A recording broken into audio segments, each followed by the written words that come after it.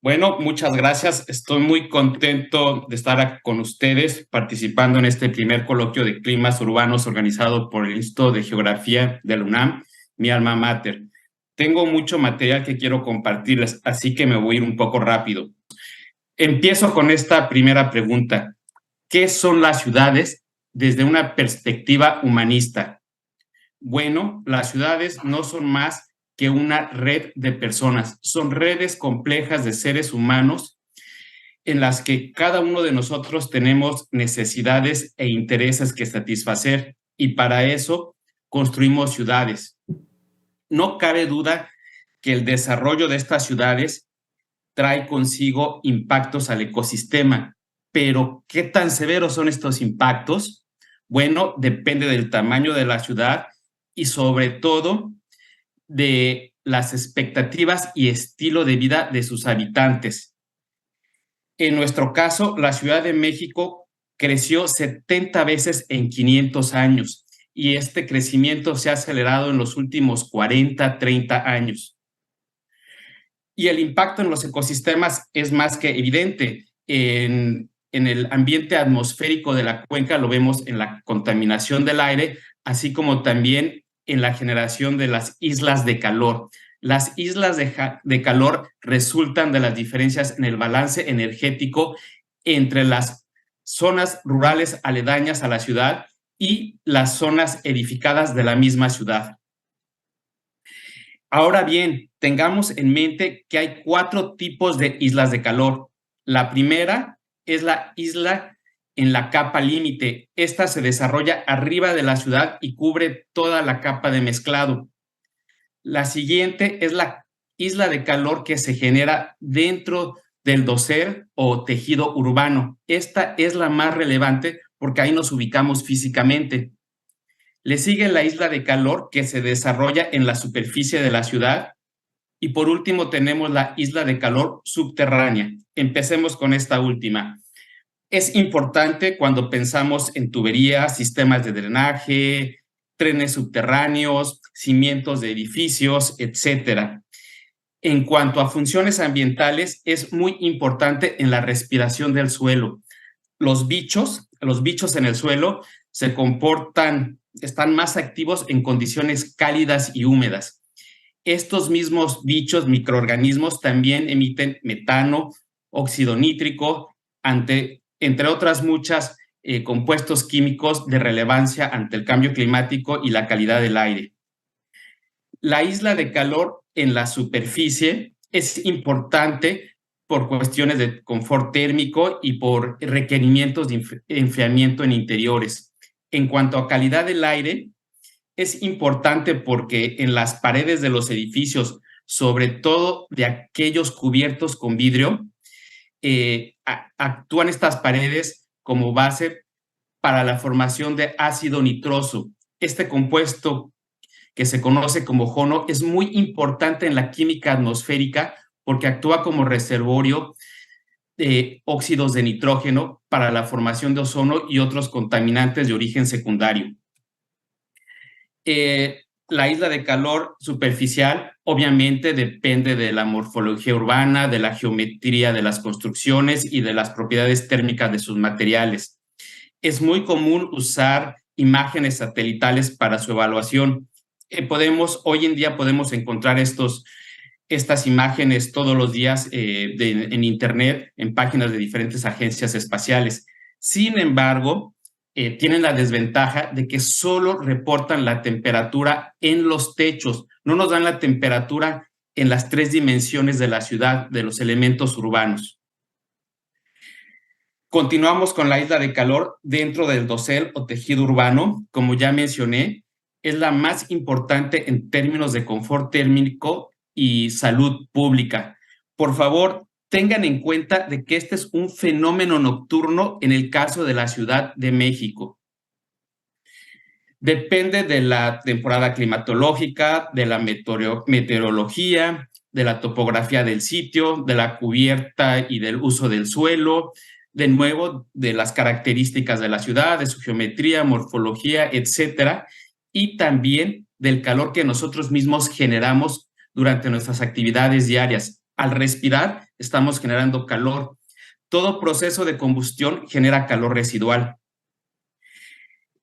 Las ciudades son muy heterogéneas. Es por eso que la intensidad de la isla de calor cambia de un distrito a otro, de una colonia a otra. Es aquí que tenemos que hacer uso del concepto de las zonas climatológicas locales. Estas zonas se definen en función del uso de área, de las características de los edificios y de las áreas verdes. Haciendo uso de estas zonas, instalamos nuestra propia red de monitoreo de isla de calor en la Ciudad de México, usando como plataforma las estaciones de monitoreo de calidad del aire. Aquí les presento algunos resultados para el mes de abril de 2019. Abril cae en la temporada de secas calientes, que es cuando se registran los valores más altos de isla de calor. Encontramos que es un fenómeno nocturno, que los valores más altos en promedio van de 3 a 5 grados y se registran al amanecer. Durante el día, la ciudad es más fresca que el sitio que usamos como referencia en Texcoco. Aquí tenemos cómo se comporta la isla de calor para el sitio de la Merced, cerca del centro de la ciudad, que fue el que ha registrado los valores más altos. Y al considerar la variabilidad de un día a otro, encontramos que en los días más cálidos, la isla de calor al amanecer puede alcanzar más de 7 grados centígrados. Antes de continuar, quiero agradecer a los colegas de la red de monitoreo atmosférico de la ciudad porque nos han apoyado con la operación de esta red. Paso a la siguiente isla de calor, a la isla de calor que se desarrolla en la capa límite. Aquí les presento una figura semicientífica de cómo podría verse esta isla de calor sobre la ciudad-estado de Singapur. Como ven, es una especie de domo que cubre toda la zona urbana. Ahora bien, digo que es semicientífica porque esta figura fue creada por un grupo de arquitectos y expertos en Machine Learning y Artificial Intelligence, en bla, bla, bla, bla, bla, que no tienen idea alguna de la meteorología urbana, pero que desafortunadamente se lo han vendido a las autoridades como si esta fuera realmente la isla de calor dentro del tejido urbano. Es complicado evaluar esta isla de calor en la capa límite. Se requieren de torres muy altas o de globos cautivos. También podríamos usar perfiladores o radiómetros atmosféricos, pero estos son instrumentos caros. Aquí les presento la distribución vertical de la temperatura potencial que medimos hace 20 años en la UAM Iztapalapa, cuando aún existía el CENICA y pintaba para ser un centro de investigación ambiental de excelencia, pero que desafortunadamente no fue así. Más allá de las islas de calor, no cabe duda que la Ciudad de México se está calentando. En las 3 últimas décadas, la temperatura ambiental ha aumentado 1.3 grados centígrados. Ahora bien, no es suficiente medir la isla de calor. Es como cuando tenemos fiebre, nos tomamos la temperatura y encontramos que estamos enfermos, pero no sabemos de qué estamos enfermos. Lo mismo sucede con el calentamiento urbano. Es necesario entender cómo la superficie urbana modifica el balance radiativo y los flujos de calor. Necesitamos cuantificar la radiación de onda corta y onda larga que alcanza la superficie de la ciudad, cuánta de esa radiación la absorbe la ciudad y cómo regresa esa radiación en forma de turbulencia térmica a la atmósfera. En cuanto a los flujos de calor, tenemos que saber qué fracción de esa radiación solar va para calor sensible, qué fracción va para calor latente, cuánto de esa radiación solar la absorbe la ciudad, los diferentes elementos urbanos y cómo se libera durante la noche ese calor, sin olvidar el calor que nosotros mismos generamos. Podemos medir estos flujos de calor usando centilómetros o torres de flujo por covarianza turbulenta, como esta torre que operamos durante 15 meses en la colonia Escandón de la alcaldía Miguel Hidalgo. Aquí les presento el balance energético. La radiación total, que está representada por Q estrella, se divide en calor sensible, calor latente y el calor que absorbe la superficie. Para el caso particular de la Ciudad de México, el componente más importante es el calor que absorbe la ciudad, denotado por delta QS. Le sigue el calor sensible y en tercer lugar tenemos el latente. El clima en la Ciudad de México es relativamente seco, es por eso que el calor latente no es tan alto, no es tan grande comparada con otras ciudades. En cuanto al calor antropogénico, QF está ahí, pero su contribución es pequeña. Para enfrentar el calentamiento urbano, necesitamos conocer el flujo de calor, necesitamos contar con información de los flujos de calor por al menos un año. Este tipo de figuras se les conoce como las huellas dactilares energéticas de las ciudades. Tristemente, esta es la única huella dactilar que contamos para una zona urbana en todo el país. Ahora bien, no es factible instalar torres de flujo en toda una ciudad. Es por eso que tenemos que recurrir a modelos numéricos. Existen diferentes modelos numéricos en la comunidad, unos más complejos, otros menos, pero todos presentan cierto grado de incertidumbre. Actualmente estamos colaborando con el proyecto Urban Plumber, con los flujos que hemos medido tanto en la Ciudad de México como en Singapur en la evaluación de varios de estos modelos numéricos. Pasemos al último punto de la plática, los efectos del calentamiento urbano. Bueno, el calentamiento urbano es un problema de salud público que se agudiza durante las ondas de calor.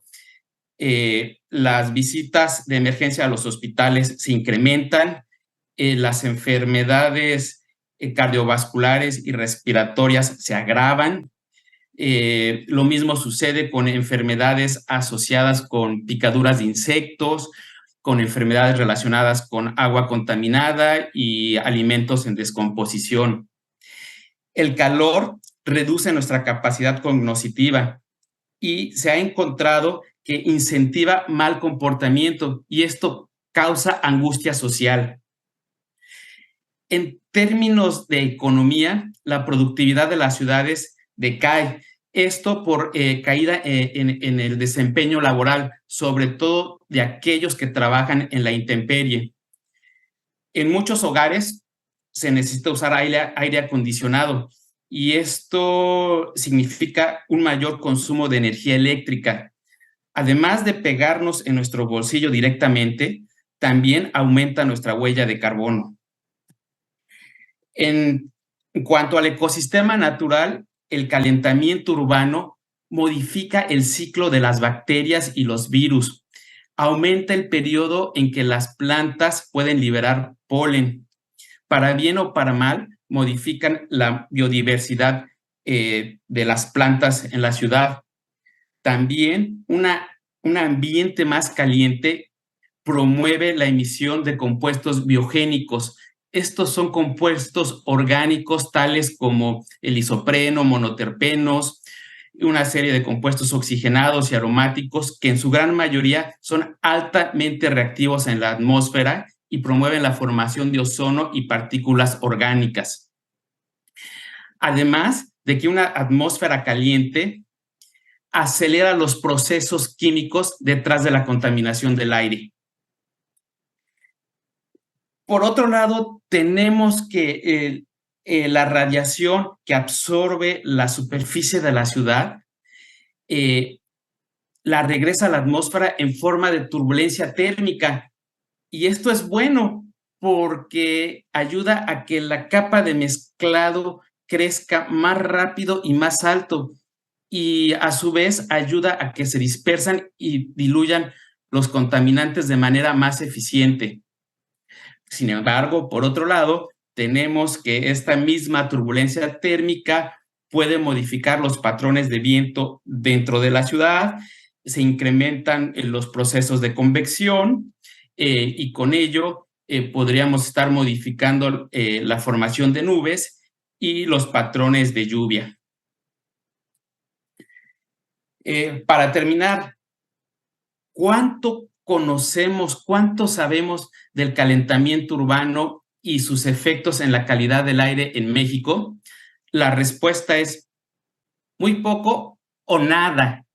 Esto lo plasmamos hace un par de años en un artículo en el cual propusimos volver a hacer estudios intensivos de campo como aquellos que hicimos a principios de siglo con los doctores Molina. En este mismo estudio identificamos una serie de preguntas que necesitamos urgentemente responder para atacar la contaminación del aire en la Ciudad de México, y muchas de ellas están relacionadas con el calentamiento urbano. Aquí cierro mi plática y los dejo con esta rola de Johnny Laboriel sobre calentamiento urbano. Qué calor. Gracias. En la ciudad, qué calor, es imposible de aguantar. Qué calor, la ropa llega a molestar. Qué calor, qué lindo de... Boas noites aí. Quem habla é Ernesto, tudo bem? Eric, só uma perguntinha, como é que está na parte de observação de torres aqui na Cidade de México? Estão fazendo alguma coisa, tem algum plano, algum projeto, alguma coisa assim, não? Hola Ernesto, Hola Ernesto, mucho gusto verte por acá.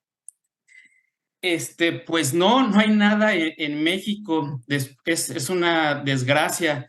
Después de las campañas que hicimos en el 2003, MCMA 2003 y Milagro, no hemos vuelto a hacer nada en cuanto, o mínimo, sí ha habido esfuerzos, pero han sido muy individuales. Algunos han sido valiosos, pero la verdad el aporte ha sido limitado. Y desgraciadamente el conocimiento que se generó durante estas campañas principalmente vino de investigadores extranjeros. Como recordarás, eran muy pocos los investigadores mexicanos que participaron. A mí como mexicano me causa una angustia tremenda ver que en las ciencias atmosféricas vamos 30, 40 años atrás, que todavía seguimos hablando de los trabajos de Ernesto Jáuregui en los 70s, en los 80s. Híjoles, no puede ser. Los trabajos que mostré ahorita de la torre de flujos y de la isla de calor, Armando Retame y yo los estamos financiando con nuestros recursos, con nuestros propios recursos. Es una pena que bueno, nosotros somos pro 4T, estamos conscientes de que se requiere un cambio, pero ha sido triste ver que no se le ha puesto atención a estas cuestiones del calentamiento urbano, la contaminación del aire. Y la situación no va a cambiar porque resulta que los que están controlando toda la gestión ambiental son los mismos que vienen desde la época de la CEDUE, de finales de los 80.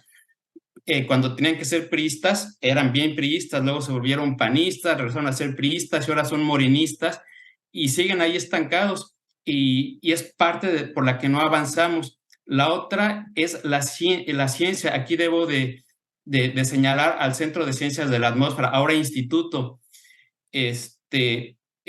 No hay colaboración. He intentado, yo en lo personal, he intentado colaborar con ellos y las puertas se cierran, terminan mentándote la madre, sinceramente, o hasta amenazándote. Por ahí hasta recibí amenazas del CISEN la última vez. Entonces, espanta a la comunidad internacional colaboraciones. Tenemos que romper esta inercia y volver a trabajar en conjunto con la comunidad internacional y apurarnos porque nos estamos quedando bien rezagados. Eric, muchas gracias. Un abrazo. Gracias, Leticia Gómez del Colegio de Geografía. Un comentario y después una pregunta para Eric. Nosotros estamos trabajando en el Colegio de Geografía, el Seminario de Clima, Biodiversidad y Salud, y tenemos un proyecto iniciando con el Instituto Interamericano de Cambio Climático sobre aspectos relacionados al efecto de la isla de calor sobre la salud de la población. Vamos a trabajar dos alcaldías y vamos apenas arrancando el proyecto y nos gustaría también que nos integraran en el segundo coloquio. A lo mejor ya tenemos resultados para el siguiente año de esta información. y después ponernos en contacto con Eric, porque me interesó mucho los trabajos puntuales que hace sobre flujos radiativos y nos van a servir mucho para los impactos en la salud. Estamos trabajando ya con datos de salud, o sea, cuánta gente se reporta en calidad de malhumorada, desde lo malhumorado hasta estar en estrés y necesitar agua, etcétera, hasta la gente que sí requiere una hospitalización, una atención médica. Ya corrimos una primera encuesta en redes sociales, salieron cosas interesantes, pues nos gustaría mucho colaborar y participar y después trabajar con Eric en esta organización de este proyecto. Y una pregunta para Eric y otra para el profesor de la Universidad de Guerrero. Con estas tecnologías nuevas de percepción remota y lo que mostraste para Singapur, ¿es posible hacer también esos modelados de flujo radiativo con imágenes satelitales, con información de satélites actualmente disponibles, a lo mejor algunas de libre acceso, pero no llegar a estas condiciones de la inteligencia artificial como lo que mostraste en Singapur? ¿Es posible eso? Y la pregunta para el maestro de la Universidad de Guerrero, si nos pudieras ampliar cuáles fueron las determinantes o las variantes socioterritoriales que consideraste para esta identificación de la isla de calor en Chilpancingo.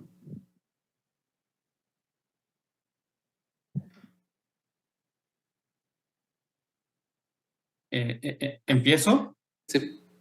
Sí, muchas gracias por la pregunta y claro que nos daría mucho gusto poder colaborar, contribuir a este estudio. Es la primera vez que escucho una iniciativa por evaluar el impacto en la salud causado por el calentamiento urbano, contaminación del aire. Me da mucho gusto en lo que podamos apoyar. En cuanto al uso de modelos numéricos y percepción remota, es posible, no es fácil. Está en el estado del arte. Hay grupos internacionales, consorcios internacionales trabajando al respecto, desarrollando metodologías. Yo soy un experimentalista, hago las mediciones y el análisis de esas mediciones y aporto datos a los que desarrollan los modelos. Actualmente estamos colaborando con varios grupos que están probando el desempeño de sus metodologías. Todavía nos falta. Los modelos de pronóstico meteorológico son capaces de representar, simular la isla de calor en la capa límite. El problema viene cuando lo bajamos dentro del dosel urbano. Ahí es donde todavía hay incógnitas de cómo debe de parametrizarse los flujos de calor, la radiación y los demás parámetros. Una de los mayores problemas que se ha encontrado es la falta de información sobre las características de las construcciones de las ciudades, los materiales, la geometría, la forma de los diferentes elementos. También hay muchas incógnitas sobre la vegetación urbana. Todo el mundo le aplaude a la vegetación urbana como si fuera la varita mágica, pero los estudios están demostrando de que no siempre la vegetación urbana reduce la temperatura o mejora el confort térmico. Por ejemplo, en el caso de Singapur, donde la humedad relativa nunca baja del 70-80%, lo que menos quieres es tener más evapotranspiración. Depende del cañón urbano. Hay muchos parámetros que hacen interesante el desarrollo de estos modelos. Ahí vamos al respecto. Mostraste varias zonas o colonias, por decirlo así, en las cuales realizabas el monitoreo de la temperatura, de la calidad del aire. ¿Cuál consideras que sea el radio de influencia de esa estación o de esa zona de monitoreo para de alguna forma decir, poder ver la asociación con otros fenómenos como el de salud, no sé, bueno, diversos, ¿no? O sea, y el segundo, si eso lo podemos extrapolar, es decir, porque son zonas realmente puntuales, si lo podemos agrandar al resto de la ciudad a partir de esos datos que tú tienes. Bueno, esta red que montamos se le llama screening level, que es aproximadamente a 2 metros de altura. Estamos instalando estos sensores de temperatura, grado científico. Usamos las estaciones de monitoreo de calidad del aire del CIMAT porque tienen cierta seguridad, cierta protección. Buscamos las más representativas, montamos 20 sensores y son representativos en un radio aproximadamente de 500 metros. Es aquí donde entra en juego el concepto de Local Climate Zones, de las zonas climáticas locales. Escogimos estaciones de monitoreo que tengan bien caracterizada su tipo de uso de suelo, características de edificio, para que realmente sean esos 500 metros. Ahora bien, más que hablar de isla de calor, lo que se habla hoy en día es de variabilidad térmica en las ciudades, porque es muy difícil encontrar un sitio de referencia rural. En el caso de la Ciudad de México es imposible porque tenemos una topografía importante, la vegetación en el sur de la ciudad es diferente a la del norte. Es muy difícil encontrar un sitio rural de referencia. Es por eso que hoy en día en los estudios se maneja más el tema de variabilidad térmica. Vale, muchas gracias.